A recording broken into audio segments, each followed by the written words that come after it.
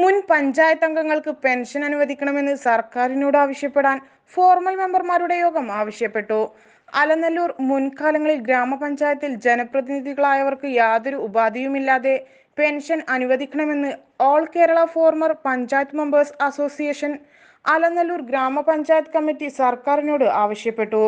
അതാതു ഗ്രാമപഞ്ചായത്തിലെ മുൻ അംഗങ്ങൾക്ക് പെൻഷൻ നൽകാൻ പഞ്ചായത്തിന് അനുമതി നൽകുകയാണെങ്കിൽ സംസ്ഥാന സർക്കാരിന് ബാധ്യതയുണ്ടാവില്ലെന്നും അസോസിയേഷൻ ഭാരവാഹികൾ പറഞ്ഞു. എല്ലാ അംഗങ്ങൾക്കും പഞ്ചായത്തിൽ നിന്നുള്ള തിരിച്ചറിയൽ കാർഡ് ഉടൻ ലഭ്യമാക്കുമെന്നും അതിനുവേണ്ട നടപടിക്രമങ്ങൾ ഭരണസമിതി എടുക്കുമെന്നും ഗ്രാമപഞ്ചായത്ത് ക്ഷേമകാര്യ സ്ഥിരം സമിതി ചെയർമാൻ MK ബക്കർ അറിയിച്ചു.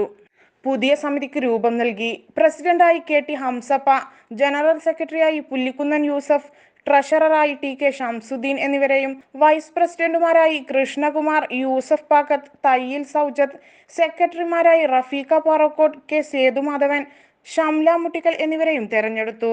മുഖ്യ രക്ഷാധികാരികളായി റഷീദ് ആലായൻ, KA സുദർശനകുമാർ, സുഗുണകുമാരി എന്നിവരെയും രക്ഷാധികാരികളായി മുൻ പ്രസിഡന്റുമാരായ M റഹ്മത്ത്, C സേതുമാധവൻ, ഉഷാദേവി, ഗോപി മാസ്റ്റർ, ലത മുള്ളത്ത്, രജി ടീച്ചർ, K മുഹമ്മദ് എന്നിവരെയും തെരഞ്ഞെടുത്തു.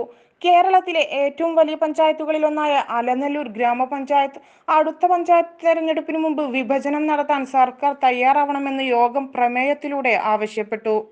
അസോസിയേഷൻ പ്രസിഡന്റ് KT ഹംസപ്പ അധ്യക്ഷത വഹിച്ചു. ജനറൽ സെക്രട്ടറി പുല്ലിക്കുന്നൻ യൂസഫ് സ്വാഗതം പറഞ്ഞു.